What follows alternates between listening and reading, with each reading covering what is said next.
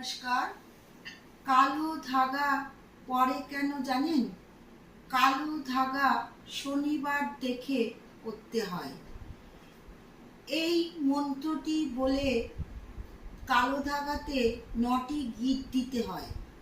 মন্ত্রটি হচ্ছে ওম নমো ভগবতে বাসুদেবায় নমঃ। এই মন্ত্রটি বলে 9টা গিঁট দেবেন, একবার করে বলবেন আর একটি করে গিঁট দেবেন, 9বার বলবেন।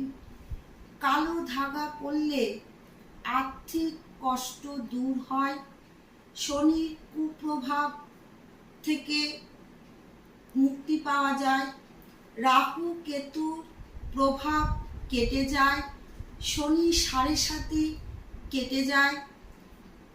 আপনাকে যদি কেউ কুনজর কুদৃষ্টি দেয় সেটাও কেটে যায়।